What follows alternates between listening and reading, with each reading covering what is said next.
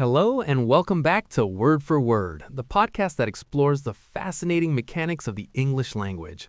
I'm your host, Avery. And I'm Melody. It's great to be here. In our last couple of episodes, we've laid the groundwork by talking about nouns and articles. Today, we're building on that foundation to talk about a group of words that help us answer the questions how much and how many. We're talking about quantifiers. That's right. Quantifiers are exactly what they sound like. They specify the quantity or amount of a noun.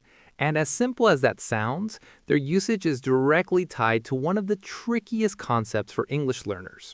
The dreaded distinction between countable and uncountable nouns. Exactly. You really can't master quantifiers until you're comfortable with that idea. So let's do a quick recap. A countable noun is anything you can count individually. 1 apple, 2 chairs, 3 ideas. Right, and an uncountable noun is something you can't count individually, like a liquid, a substance, or an abstract concept. Water, sand, information, happiness. The choice of which quantifier to use depends almost entirely on which type of noun you have. So let's create 3 categories. Quantifiers for countable nouns, quantifiers for uncountable nouns, and the friendly ones that work for both. Sounds like a plan. Let's start with the countables. This is the how many pile. The most common quantifier here is, of course, many. Right.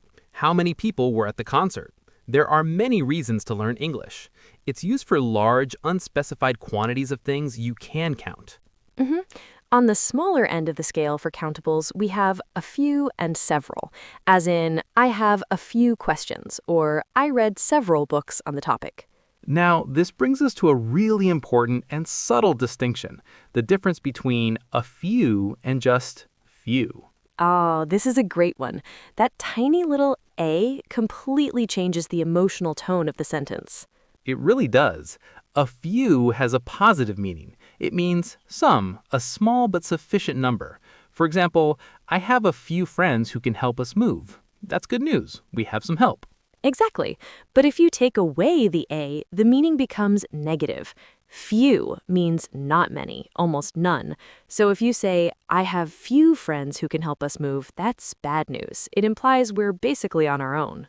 It's the difference between a glass that's partly full versus one that's nearly empty. A fascinating bit of nuance. Okay, so that's the countable crew. Many, several, a few, and few.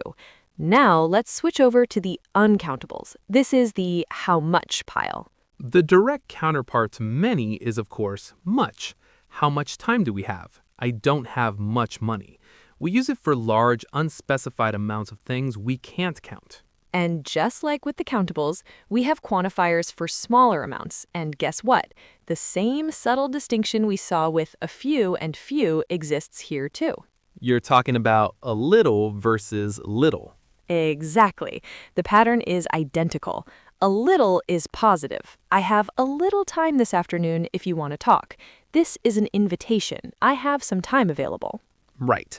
But if you say, I have little time this afternoon, it means almost no time. It's a rejection. I'm too busy. It's such a neat parallel. A few is the positive partner of few for things you count, and a little is the positive partner of little for things you don't.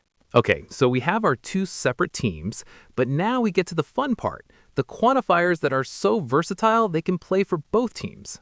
The crossover artists. These are words you can use with both countable and uncountable nouns, which makes them very useful.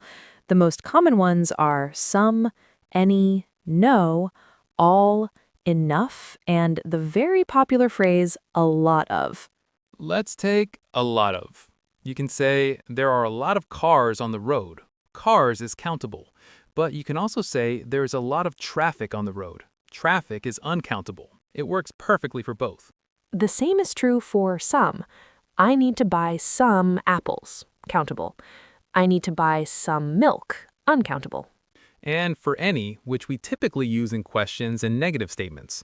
Do you have any questions? Countable. Do you have any advice? Uncountable. We have no problems. Countable. We have no information. Uncountable.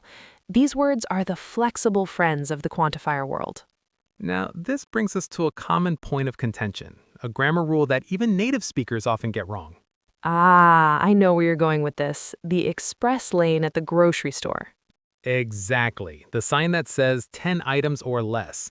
Grammatically speaking, that sign is incorrect. Because items are countable. You can have 1 item, 2 items, 3 items. The rule is that for countable nouns, you should use the word fewer.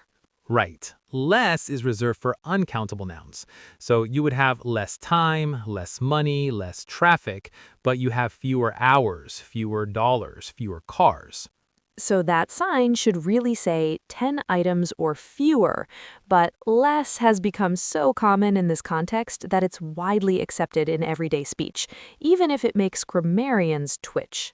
It's a great example of language evolving in practice, sometimes away from the strict rules. But for formal writing, sticking to fewer for countable and less for uncountable is definitely the way to go. So, to wrap it all up, the world of quantifiers might seem complex, but it all comes back to that one simple question. Is your noun countable or uncountable? It really is the key. If you can answer that, you can choose the right tool for the job. Do you need a many or a much, a few or a little, or can you use a flexible friend like some or a lot of? And remember that little a. It can change the entire feeling of a sentence, turning a negative into a positive. Language is amazing, isn't it?